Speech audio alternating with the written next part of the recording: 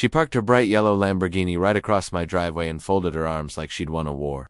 "You're not going anywhere," she shouted, already dialing her phone. I didn't argue. I didn't raise my voice. I just stood there as my kids sat in the car behind me, late for school, watching this woman smile like she owned my land.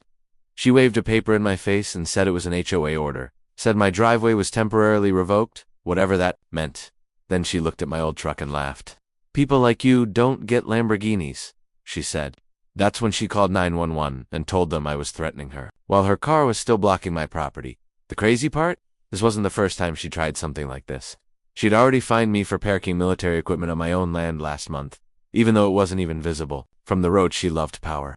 Loved watching people back down. Neighbors peeked through their curtains, phones out, waiting for me to explode.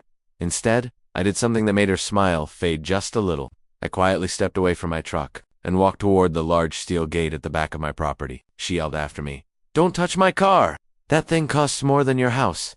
I paused, looked back, and said one calm line that still echoes in my head, "Then you really shouldn't have parked it there." Behind that gate sat something she'll never bother to ask about, something the HOA letters never mentioned, something she assumed didn't belong to me.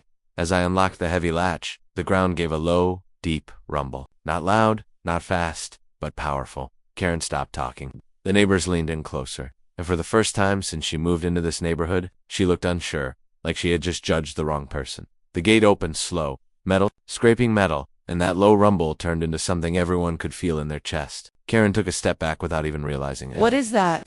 She snapped, trying to sound in control, but her voice cracked. I didn't answer. I climbed up, turned a key, and the engine came alive like it had been waiting.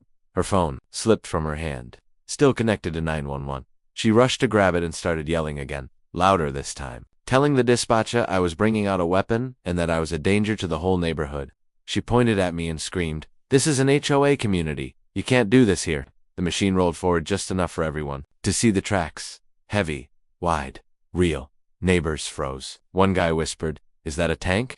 Cowan heard him and lost it. She ran toward the Lamborghini, banging on the hood, telling me to stop, threatening lawsuits, jail, everything she could think of. "You will pay for this," she shouted.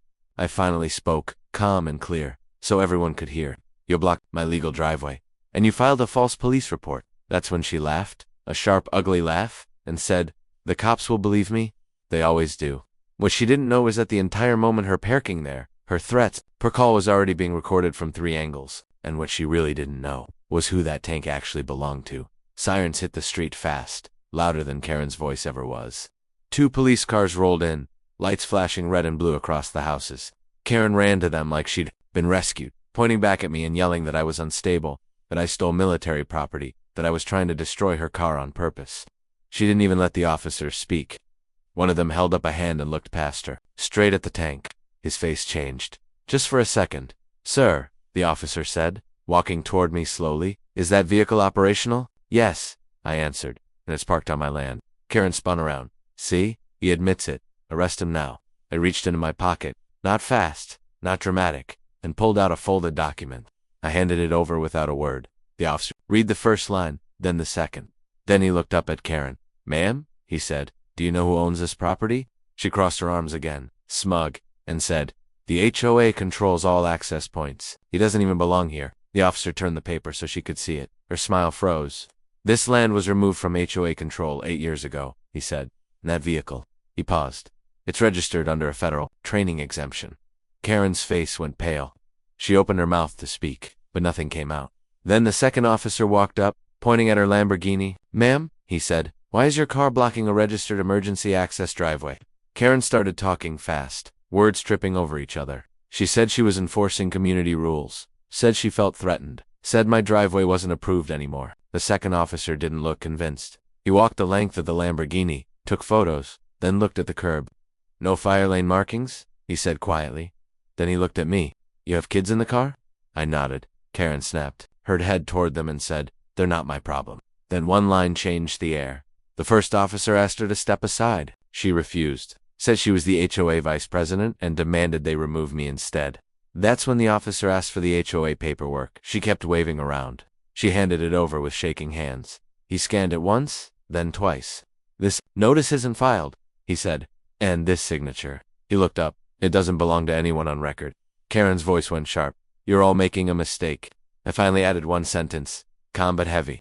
She's been doing this to other families too. One neighbor spoke up, then another. Phones came out. Videos played, clips of fines, threats, blocked cars. Karen backed up, slowly, like the ground was moving under her. She pointed at the tank again and screamed, "He still can't move that thing." The officer turned to me and said something that made her eyes go wide. "Sir, you're clear to exit your driveway." I looked at the officer, just to be sure I heard him right. He nodded once. "As long as you don't leave your property?" Karen rushed forward, shouting that they were crazy, that her car was worth more than all of us combined. She tried to stand in front of it like her body could stop steel. The second officer pulled her back and told her to calm down.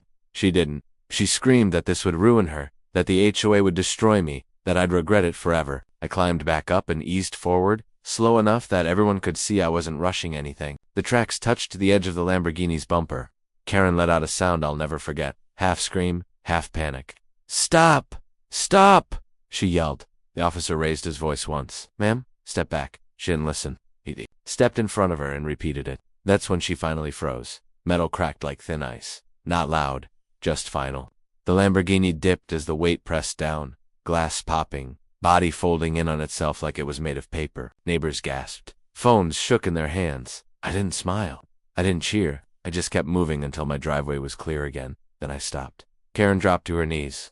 "You did this on purpose?" she cried. The officer looked at the crushed car, then at his notes. "No," he said flatly. "You did." He turned to his partner. "Add obstruction, false report, and impersonating authority." As they moved to cuff her, she looked up at me with pure hate and whispered, "This isn't over." I looked down at her and replied quietly, "It never was." For they stood her up and walked her toward the cruiser while she kept twisting her head back, still trying to scare me with her eyes. One neighbor shouted, "That's what you get," and another told her to stay away from their family. Karen suddenly went quiet. No more yelling, no more power, just that sound of handcuffs clicking. An officer read her rights while she stared at her ruined car like it had betrayed her. Tow trucks were called, not for help, but for evidence. That's when a black SUV pulled up and stopped behind the police cars. A man stepped out wearing a clean jacket with a patch most people wouldn't notice. The officers did. Both of them straightened right away. He walked over to me and spoke low. "We got your call earlier." Karen heard that and snapped her head around. "What call?" she shouted. The man didn't even look at her. "The one about someone abusing HOA power on protected property?" He asked me one simple question. "Did she block your access again?" "Yes," I said. He nodded and turned to the officers. Then this just became a federal issue. Karen's face drained of color. She started shaking, saying she didn't know anything about protected land, that she was just doing her job. The man finally looked at her and said a line that made every phone camera zoom in. "You don't get to play government, especially on land set aside for military use." As they put her into the back of the cruiser, she screamed one last thing. "You tricked me," I answered without raising my voice. "No, you judged me." By the end of the day, the HOA board went silent. Emails disappeared. Fines were refunded. The fake notices were pulled off doors across the neighborhood.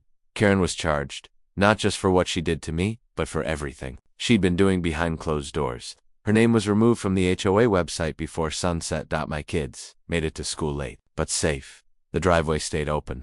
The tank went back behind the gate, right where it legally belonged. Neighbors waved instead of hiding, and that crushed Lamborghini. It became a reminder everyone could see. I didn't roll over her car to prove power. I did it to protect my family, on my land.